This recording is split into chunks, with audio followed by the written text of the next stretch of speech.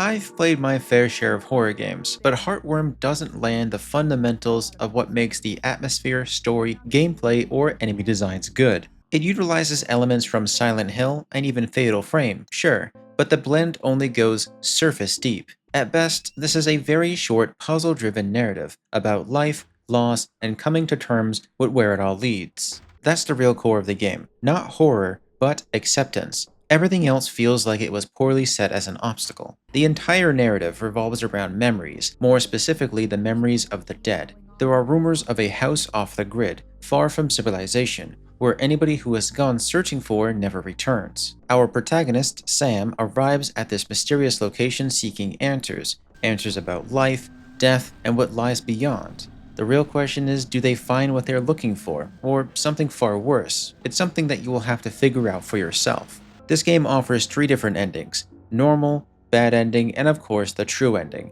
but I can't say that I really cared for any of them. After reading through all of the notes and messages, nothing really stood out as particularly gripping. There just didn't seem to be a spark, no real charm to hold my attention. It was just missing something. I really wouldn't call this a horror game. All of the enemies, regardless of what they are, feel generic, boring, and very easily avoidable.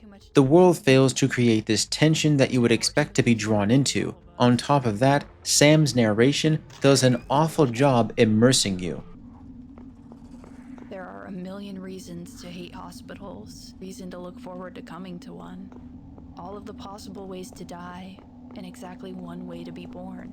She sounds so out of place, delivering her entire life story in the most monotone way imaginable. It's as if this isn't anything special to her, and she just isn't taking anything seriously. The easiest way to describe and point out what is wrong with Heartworm is that nothing is technically broken, but nothing stands out as a truly great experience either. I can say I enjoyed it, but only in the sense that I sat through it, finished it, and got to see what the story was trying to represent. I was there for the puzzles, honestly, not the characters, not the world. I didn't care about Sam and missing people or anything that was supposed to pull me in through the immersion.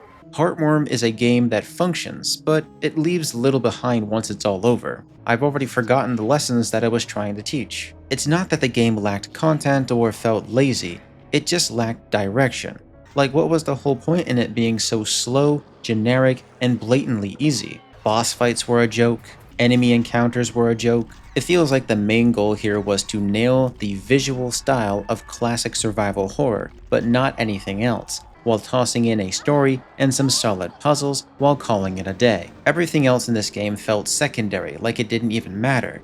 Health was pointless, taking photos outside of boss fights felt unnecessary, and even in those fights, they all played out the same. In the end, it all just felt okay. The game can be completed in as little as 40 minutes if you rush through all of the levels, but the average playtime is closer to about 3 hours due to the puzzles and the time it takes to get familiar with them all. On my first playthrough, I had no idea what to expect. I really enjoyed these puzzles and the sense of progression, which reminded me of the survival horror classics like Silent Hill and again, Fatal Frame, mostly with the whole concept of taking pictures to deal damage to enemies and the depth that some of these puzzles actually went into. Combat and some of the minor events revolve around using your camera and Polaroid film to take photos of enemies and to unlock areas, but this mechanic feels just as underdeveloped as the game itself. There was so much potential to expand on this idea with different enemy behaviors, puzzle interactions, or creative scenarios centered around photography, but instead, it all ends up feeling like an afterthought when the camera becomes useless. You take multiple photos until enemies stop moving, that's it.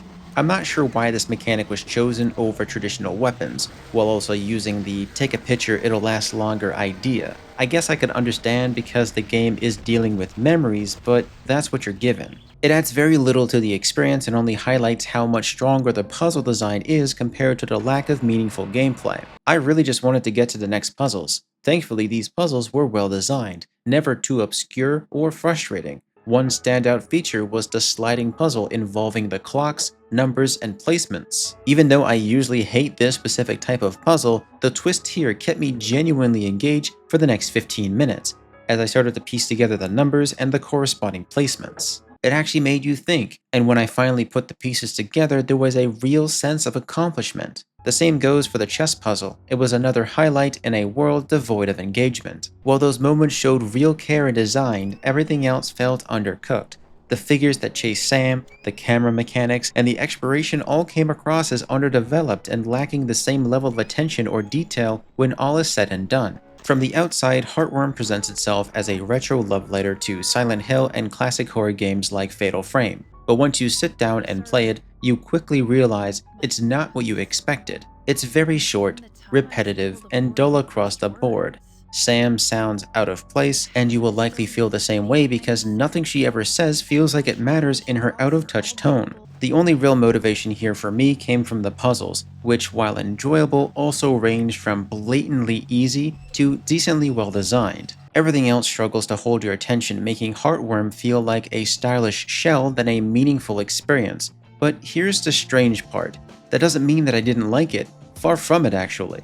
I liked Heartworm, but not because it was a good game. I liked it for the same reason I enjoyed games like Fatal Frame, not for its horror or polish, but because it was kind of stupid in the way that was oddly entertaining. There's a charm in how messy and misguided it is, even if it never quite pulls off what it sets out to do. For that very reason, I'm torn between recommending it. Because if you're looking for a quick narrative puzzler that explores themes of life and death, Heartworm is not a bad pick, just don't go in with high expectations. It's short, a bit clumsy, and far from deep, but if you're in the mood for something simple, it might be worth your time.